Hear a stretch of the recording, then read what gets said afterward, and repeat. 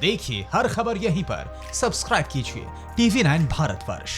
Corona virus का प्रकोप देश में लगातार बढ़ रहा है। हालांकि अन्य देशों की तुलना में भारत ने अभी कमर कसी हुई है और इस मामले में अभी तक उतनी तेज़ी नहीं आई है, जबकि अन्य देशों में लगातार मौतें हो रही हैं और केस भी लगातार भारी संख्या में बढ़ रहे हैं।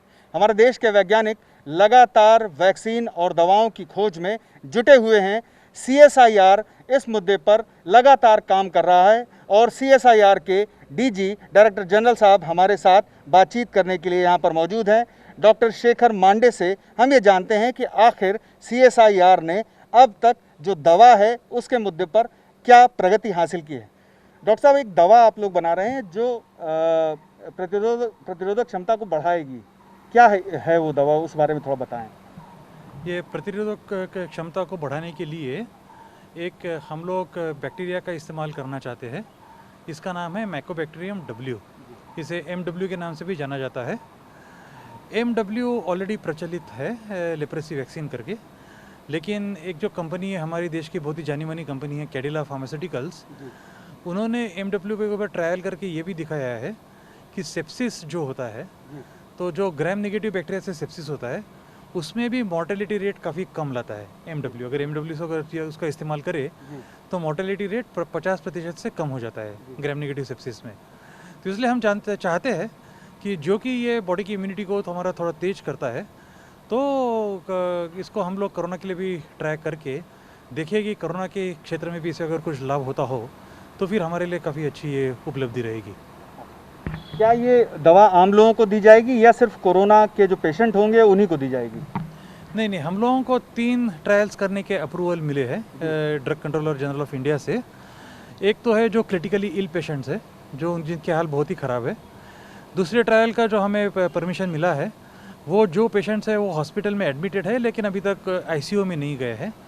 और तीसरा ट्रायल जो है कि जो हेल्थ वर्कर जो काम करते हैं जिनको रिस्क ज़्यादा है कोरोना होने की, तो इसलिए ये अगर तीनों में से किस तरह के रिजल्ट्स आते हैं उसके ऊपर डिपेंड करेगा कि किस तरह के लोगों को हम ये दे पाएंगे। अच्छा डॉक्टर साहब, ये ट्रायल कहाँ कहाँ चल रहे हैं और किन अस्पतालों की इसमें सहयोग लिया जा रहा है? हम लोगों ने 3 अस्पतालों से इसकी मंजूरी पाई है कि वहाँ पे हम लोग ट्रायल कर सकते हैं। AIIMS Bhopal, AIIMS new Delhi और PGI चंडीगढ़, ये 3 अस्पताल हमारे साथ जुड़े हुए हैं। और कैडिला फार्मास्यूटिकल ये क्लिनिकल ट्रायल करेगा क्योंकि वो लोग बनाते हैं GMP फैसिलिटी में। और एम्स भोपाल का इंस्टीट्यूशनल एथिक्स जो होता है वो वहाँ से आ गया है। आज के दिन हम लोग राह देख रहे हैं कि institutional ethics committee AIIMS Delhi की और PGI चंडीगढ़ की, वो अगर हमें अप्रूवल दे दे तो फिर हम लोग ट्रायल शुरू कर सकते हैं। डॉक्टर साहब, क्या जब दवा बनाई जाती है तो उसके पहले ही उसका कोई नामकरण किया जाता है या नाम जब वो क्लिनिकल ट्रायल की रिजल्ट को पार कर लेती है उसके बाद नाम रखा जाता है? ये तो ब्रांडिंग का सवाल है, ये कंपनी के अपने अपने तरीके होते हैं। ये तो मेरे ख्याल से कंपनियों को ही पूछा जाए कि ब्रांडिंग जो होती है ना वो कंपनी नॉर्मली करती है कि किसे ब्रांडिंग कैसे की जाए, उसमें हम लोगों का कोई रोल नहीं होता है।